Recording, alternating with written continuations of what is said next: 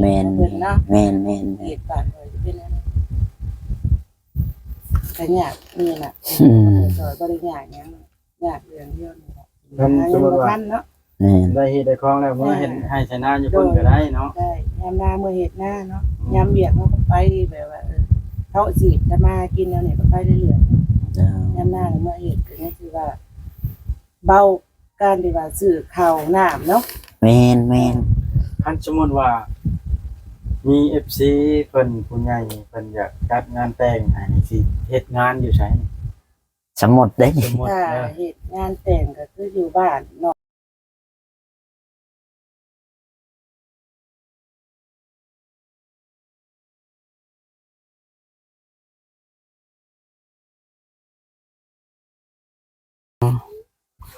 ตัดอยู่บ้านดงมะแงว ตัดได้อ้อย17มัดแล้วเพิ่นบอกว่าให้หยุดบ่มีรถแก่ อ๋อ บ่มีรถแก่แล้วเพิ่นให้หยุดให้กองอ้อย1,000ต่อ300,000 อ๋อ ก็เมา2คนก็ได้1,000นะ อืม ได้1,000มัดกองรถขี่ กองแล้วก็เพิ่นก็สิเอารถมาคีบแล้วก็มาขึ้นรถไว้ 1ต่อ300,000 ก็ได้กองหนึงก็ได้ มาซื้อข้าว10โล อืม ซื้อหมูโลนึงก็ซื้อน้ำซื้อยาสูบอีหยังของเพิ่นเบิด แกชำนาญแล้วก็ใครกว่าเฮาเฮ็ดหยังดีคือกันทั้งพอได้กินถ้าเฮาบ่เฮ็ดให้บ่ได้กินซ้ำมื้ออื่นก็สิไปต่ออีกบ่มื้ออื่นคิดว่า ยังบ่มีนะแต่ว่าเพิ่นหยุดเด้ซะเพิ่นหยุดให้ตัดมีรถแก่เด้แต่อ้อยน่ะยังอยู่ยังบ่แล้ว อืม แต่เพิ่นมีรถแก่ของโรงงานเพิ่นว่า อ๋อ เลยว่าให้พักเลยพัก ต้องพักก่อนเนาะต้องจนมีรถพุ่นแล้ว ตอนนี้รถเพิ่นก็สิติดต่อมาหาก็ไปกันอยู่นี่ แม่น มีทางใดติดต่อมาแบบไปเด้อนะ ตัดมายังบ่มีที่ แถวใกล้ๆนี่เขาจ้างบ่หรือว่าเขาเอารถตัดจะถ้าเจ้าอยู่เจ้าสังเกตนั่น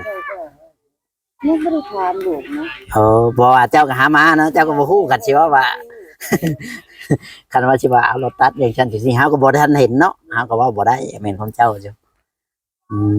คือสิจ้างนะเงินผ่านจ้ะ น่าจะข่อยก็คือว่าแหละอยู่แบบนี้ก็ม่วนอยู่ปะพออยู่บ่เลยนั่น ความจำเป็นก็แม่นเนาะ เลย จากใจเนาะ เลย ความจำเป็นก็แม่นถามว่าม่วนบ่นะบ่ม่วนความจำเป็นเนาะ โดยจำเป็นพออยู่ได้เนาะ จำเป็นพออยู่ได้ พออยู่ได้ พออยู่ได้หาได้คันว่าลูกดีครั้งนี้ลูกเศร้าครั้งนี้ก็สิเมื่ออยู่บ้านตัวเองบ่หรือว่าสิไปเฮ็ดเวียกบ่อนอื่น คิดในใจนั่นนะ คิดในใจก็แบบเว้ากันกับพ่อจ้อยว่าคันยามหน้าก็สิเมื่อเฮ็ดหน้าเนาะ อ๋อ เฮ็ดหน้าแล้วอีหยังสิก็สิหาแนวนี้แหละก็สิหาเงินแนวนี้เนาะ โดย ไปเรื่อยๆนะ อ๋อบ่มีจุดหมาย โดย แบบว่าเฮาบ่มีบ่อนแบบ เป็นหลักเนาะเป็นหลักแบบว่าตั้งแบบเป็นบริษัทหรือว่าเป็นโรงงานอย่างซั่นน่ะนะก็สิไปเรื่อยๆมีบ่อนได้จ้างก็ไปไกลหรือใกล้ก็ต้องไปเนาะ ว่าอาชีพของเฮาแนวนี้เนาะ โดย อาชีพทำมาหากินแนวนี้แต่ถามว่าอยากให้เมื่ออยู่บ้านบ่ก็จอยก็มันยากเนาะเพราะว่าอยู่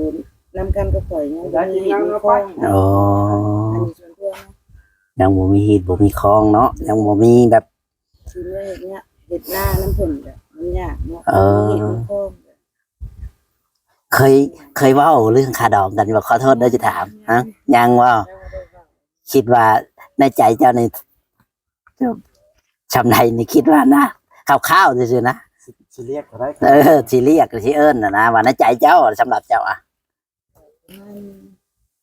ขันในใจเนาะ โดยบ่เกี่ยวกับผู้ใหญ่นะว่าในใจ 17หรือ18 17-18ล้าน อ๋อสิไปหาอยู่ไส ถ้าดอกมันก็มีต่อ อ๋อ คิดเยอะไว้เดี๋ยวมาอยู่นำกันแล้วแบบว่า ว่าสิ ผู้อยู่บ่ว่าเขาก็ซ้ำนี่นะคำว่าห้องอะสิห้องซ้ำนั่นนะ เออ สมมุติว่า แม่ เนาะ นก็คือ ของพ่อเพิ่นคือซะ ได้ ก็จำเป็นกับต้องได้หาน้องกันคือเก่าเนาะอ๋อ ได้ก็เพื่อให้ญาติพี่น้องของทั้งเจ้าแล้วได้กินเนาะกินหมูกินงัวไปวันนี้ละ ชื่อหมูชื่องัวให้เพิ่นนั่นแหละเนาะชวดหลายบ้านเจ้ากินงัวหรือกินควายอ่ะ งัวนะ เพราะว่าฮีดแถวนั้นกินงัวเนาะอืมแบบให้พี่น้องกิน งัวสองตัวเนาะนี่บ้า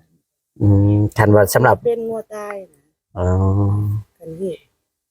ฮ็ดแต่งบ้านเขา อ๋อ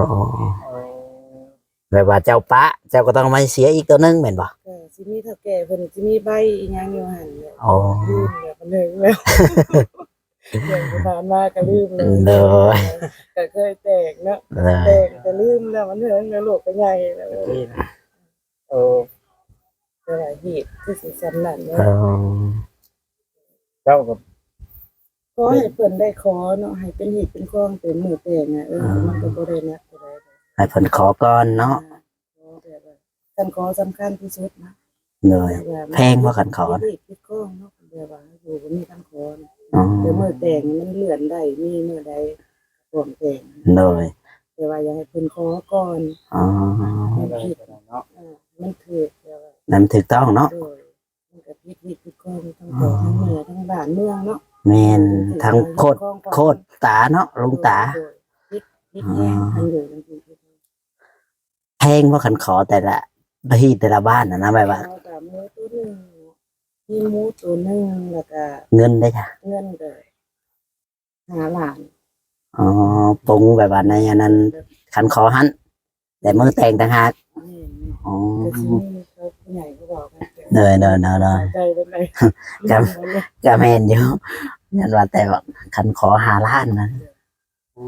ก็แพงอยู่ แต่ว่า ถ้าว่า โอ้ยร้ายกว่าหันคือเหตุทั้งนั้นหมู่ผู้ไทยเนาะ อ๋อแปลว่าฮีดทางเจ้าผู้ไทยเนาะ ทั้งข่อยนี่มันเล่าอยู่เล่าลุ่ม อ๋อแบบว่ากลางๆเนาะ การเราหลุ่ม โดย แต่เหตุผู้ไทยนี่มันสิเป็นกว่าเหตุบ้านเฮา อ๋อ เราเรียนรุ่นเดียวกันก็เป็นกว่า10คนเลย เลย ของเขาน่ะ10 ล้านนี่ก็มี ขันคอนะ แม่ กว่าฮักขะดงเนาะ แม่ ก็ถือว่าแพงนะฮีดเพิ่น เหตุข่อยนี่เหตุจำข่อยนี่คิดว่าถูกนะ ล้านนะนะ ดูที่ตัวไปก็บอกถูก เพิ่นสิ ว่า หา ข้าวๆด้วยว่า โดย โอ้โห แม่นเฮาเอาไปหลายก็บ่ได้เนาะเฮาเอาแบบคร่าวๆเอาแบบเชิบๆเอาซื่อๆนะขอ4-5 ล้าน ได้กันขอแล้วก็จอยก็ก่อนมันก็สิสะดวกเวลายามหน้าไปเฮ็ดหน้าเพราะว่าบ้านข่อยน่ะมันมีนาเฮ็ดข่อยมันมีดินมีนา อ๋อ มีเรือนอยู่นั่นอยู่ก็พอกับแม่แต่มีหน้าส่วนตัวอยู่ที่พ่อแม่แบ่งปันให้ ท่านต้องการจะทำกับเชื่อต้องการจะทำนะว่า อันไหน เราเอาหนังละ แนวใดกะอันนั้นเนาะ แล้วว่าคันบ่ได้แต่งบ่ได้คันคอบ่ได้หยังพาเมื่อเฮ็ดนาบ่ได้บ่ ถ้าเมื่อบ่ได้เพราะว่าคิด อ๋อ เพื่อนคนบ่ได้ เพิ่นบ่ให้ขึ้นเลยบ่ ขึ้นแล้วคือแบบว่าขึ้นแล้วลงบ่ได้ อ๋อ เพราะว่าพิษต้องมีขอต้องมีหมู มีขอ จะเสีย อ๋อ เพื่อนบ่ได้ อ๋อ อ๋อ ที่เจ้าเจ้าเคยพาละเมือเฮือนอยู่บ่ เคยพาเมื่อแต่บ่ได้พาขึ้น โอ้ ขึ้นแท้เนาะ เมื่อหา แหวงเดี๋ยวนี้ป้าหัวจอยหรือเปล่า อยู่ตารางอ๋อ เรามานั่งทำกันแกเราพังน้ำเนี่ยเราคือแบบง่วงอยู่คนกับง่วงมาเลยญาติเมียอยากป้า บ่ได้เลยเนี่ยเราว่าบ่ให้เมื่อเหยียบก็แท้นี้บ่ บ่เอาแล้วว่ะทำแม่เลยหัวจอยเอ้ย นี่เมื่อเหยียบบ่ได้แท้เจ้าน่ะคันเจ้าบ่ได้เงิน17 ล้านนักเลยว่ะนะเนาะ เจ้าจะไปตัดอ้อยกับเมียเจ้าจักปีน่ะมัน เนี่ยมันจะดีมาก แม่นเฮ็ดของเพิ่นเนาะมันก็ พาเมื่อแต่ยังบ่ได้พาขึ้น เอาไปนอนอยู่ใช่จ้ะ เพื่อนเอื้อยพาขึ้นได้แต่ขึ้นเพื่อนพ่อแม่บ่ได้ เพิ่นพอเฒ่าไม่เฒ่าบ่ได้เนาะ เพราะว่ามันผิดของของเพิ่นเนาะ โดย แม่น ขึ้นแล้วก็ผิดนะยังผิดแห้งขึ้นบ่ นี้ เฮายังบ่ได้ห้อมบ่ได้ขอ โดยนั่นแหละจังว่ามันเมื่อเฮ็ดให้เฮ็ดหน้าบ่ได้เมื่อบ้านบ่ได้ อื ต้องมี ม เหตุมีข้องก่อน แม่น จังซี่เนาะ โดยโดย คอยไปอยู่แบบถามว่าสบายบ่มันก็ยากแบบนึงง่ายแบบนึง มันยากเฮายังบ่ได้ขอบ่ได้ห้องกันนี่เนาะถ้าว่าเฮาขอมันก็สะดวกสบายอีกแบบนึงไปพุ่นมาพี่ก็ยังว่าเรื่องแต่งเรื่องอันนั้นก็ว่าอีก บ้านเมืองเพิ่นก็มันก็สิมีความติเนาะ โดย เจ้าแก่มีความติเอาไปมาเหยียดบ้าน อืมแม่น เพิ่นเนาะ แม่นแม่น เหยียดบ้านเพิ่นเป็นอันนั้นก็ยากนี่น่ะ อืม ซอยบ่ได้ยากหยังยากเรื่องเดียวนี่ล่ะ สมมุติว่า ทันเนาะ แม่น ได้เฮ็ดได้คล้องแล้วเมื่อเห็นให้ชนะอยู่เพิ่นก็ได้เนาะ ได้ยามนาเมื่อเฮ็ดหน้าเนาะยามเบียดเนาะก็ไปแบบว่าเขาสิจะมากินแล้วเนี่ยก็ไปเรื่อยๆ เจ้า ยามหน้าเมื่อเห็ดก็นี่คือว่า เบาการที่ว่าซื้อข้าวน้ำเนาะ แม่นแม่น คันสมมุติว่า มี FC เพิ่นผู้ใหญ่เพิ่นอยากจัดงานแต่งให้สิเฮ็ดงานอยู่ไสนี่ สมมุติเด้ สมมุติ ถ้า เด้อ เฮ็ดงานแต่งก็คืออยู่บ้านน้องนะเนาะบ้าน มาเฮ็ดบ้าน โด เจ้า บ้าน เลย จับ บ้านเอื้อยเลยนะเนาะบ้านเอื้อยหมด อืม โอ้จอยก็บ่เฮ็ดอยู่พุ่นเฮ็ดแล้วเราอยู่นํกันเลยก็ได้เนาะ อันนี้ถามพ่อและแม่เนาะแบบว่าเรื่องแต่งเรื่องหยังแบบว่าเรื่องนี้ยังบ่ได้คุยกันแล้วตัดสินใจผู้เดียวก็ตัดบ่ได้ อืม ถ้าว่ามีมื้อนั้นเกิดขึ้นก็ค่อยต้องไปถามพ่อและแม่นะ อีกทีหนึง แม่นถามพ่อแม่เอื้อยน้องว่าแนวใดจังซี่ พ่อแม่เจ้าก็แบบว่าเห็นดีอยู่มาอยู่นำพ่อจอยเนาะ เพิ่นยังบ่ฮู้กันใดเนาะ อืม ข่อยก็ยังแอบๆไปเรื่องที่บอกนั่นแหละ จะเฮ็ดแต่เจ้าบ่อยากเอาฟ้องอะไร อ๋อ แต่อันนี้ก็เพิ่นเห็นแล้วก็ เปิดเผยเลยซะเนาะ พยายามแบบให้เพิ่นหาเงินในบัดนี้ เออ ก็คือว่าจำเป็นน่ะเนาะจำเป็นแล้วก็แบบว่าเฮาก็มาอยู่กับเพิ่นก็แล่นน้ำลูกแต่ละคนมันก็บ่พอได้หาเงินแบบว่าสิไปแต่หมูตัวหนึงสิได้กันขออิหยังสิเบิดไปเรื่อยๆเนาะ อืมอืม บ่พอได้เก็บก็ซื้อเก่าแน่นะ อืมอืม นี่แหละเหตุผลที่มันอยู่ยากอยู่ยากคือเหตุผลจังซี่ที่คอยก็พอจ่อย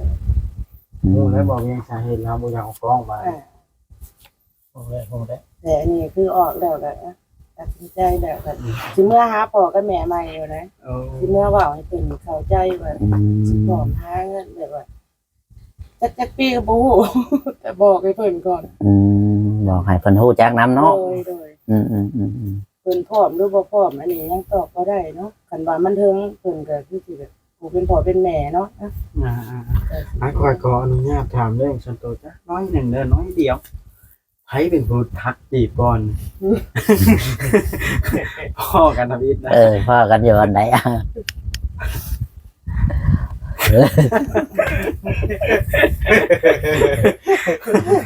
อ้าว เอ้าไผเป็นคนจีบก่อนดิ อ่า จะต้องถามเบิ่งเนาะ แม่นคอยกัน เออ จะ มัน งง จะ แล้ว งงส เพ ง ราะว่า สัย คนนี้น่ะคือ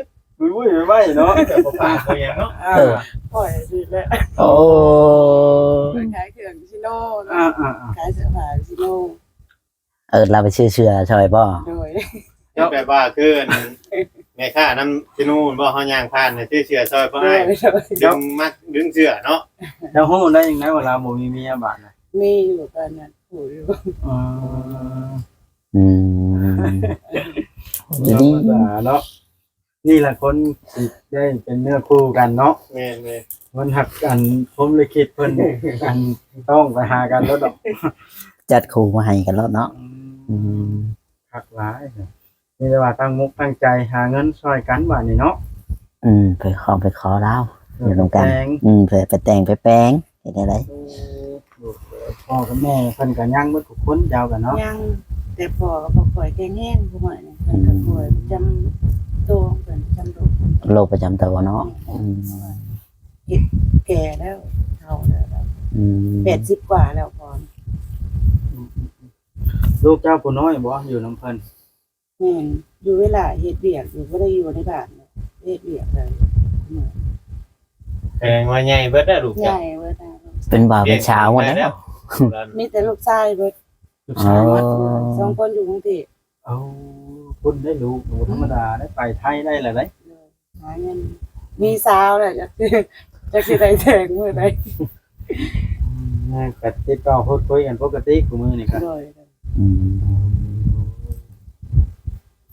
คุณไหนบอกเรียนนี่ เราก็ถึงเลี้ยงลูกมาเท่าวันนี้จนใหญ่เนาะถือว่าสุดยอดเลยนะ เลี้ยงใหญ่บ้านนี่บ่ได้เลี้ยงเองนี่มีแต่พ่อกับแม่เลี้ยง อืมเอาเจ้าก็เลี้ยงช่วยแต่ว่าหาเงินหาคำผ่ายลูกนำอยู่ ส่งแต่เงิน อืม ให้แต่เงินแต่ว่า แบบให้เพิ่นเลี้ยงเนาะ ให้คนเลี้ยง อืม เชื่ออยู่แต่เจ้าสองคนนี่แบบว่า อยู่ร่วมกันนี่ด้วยความหักความแพงอีหลีเนาะบอกเพียงก็เชื่อแล้วเห็นกับตาแล้วก็สบายทั้งที่พอจอยก็คือตาเขาเห็นนี่แล้วเนาะ โดย เราก็ได้แลนพุ่นวิธีแลนที่วุดพุ่นนะลูกเอาก็แตกกันอยู่เนาะ เล็กเอ๊ะ ว่าอะไรละอันนี้ก็ได้เรื่องเงินค่าสินสอดนี่ก็ได้บอกเรื่องเอาใจช่วย อยาก จอย อยาก นะ ไปเลือกนี่แหละ อ่า กันนี่นะพอจอยแต่กับปล่อยคือสิอยู่แบบว่าได้เมื่อเฮ็ดให้เห็นหน้าสบายใจมันสิบ่ทุกข์สำนีนะ อืม การทำมาหากินก็สิได้ซื้อแต่ข้าวอันสิได้ซื้อแต่ของกินเนาะอันเครื่องใส่ของซอยยังสิข้าวก็คือสิเฮ็ดหน้าแล้วก็แล้ว อืม นี่ มันก็สิประหยัดใส่ใจ นี่อยู่แบบรถคนช้อนเนาะ แม่แอบอยู่กันสินั่นได้ก็ บ่ได้ บาง เนาะ คนว่าเนาะพ่อแม่ก็สิบ่พอใจนะอ่ะเว้าตรงๆเว้าจากใจ แม่นๆๆ คนเฮาเนาะ ออกคลิปแบบนี้บ้านนี้บ้านเมืองทั้งบ้านเจ้าก็ได้เห็นแล้วบ้านนี้เนาะ ผู้ได้ยินเขาก็สิว่าแน่แต่คนนั้น อืม เนี่ยแล้วเราก็ยอมรับความจริงเนาะ เป็นไปแล้วแล้วก็ต้องหาให้ได้ อืมสู้สู้สู้สู้ต่อไป แต่พอจ่อยสู่ผู้เดียวได้เงินขอนี่บ่เกี่ยวนํ โอ้ว้า เพราะว่า ฟังเอาได้พอจอยเล เอย อสู้ได้อยู่ว่าพอจ้อย กับเป็นเขาอยู่แล้วแม่นบอกเอาหาซอยมันบ่แม่นเลย อืม เอาหาทั้งเอา เราหักแพงกันเนาะจอยกันแล้วเนาะพอจอย กินนานได้มาอยู่ร่วมกันแน่นอน ค่อยก็คือกันแล้วค่อยก็เอาเมีย3 ปีค่อยยังได้แต่งได้ขอก็ได้ เด้อ มันนั่นแบบว่านั่นความทุกข์ยากนะ อืม ช่วยกัน ที่คอยอยู่ก็คือ อืม อยู่ว่าเราบ่มีหยังแต่ว่าก็สิเก่งคัดก็บ่ได้ก็ยังว่าแอบอยู่เนาะตามมาอยู่เนี่ยยาก ชิวานั่นแหละแล้วเนาะพอจอย มันจำเป็นแล้วได้โลดเนาะกับเรื่องราวในโบลีกแล้วบัดนะ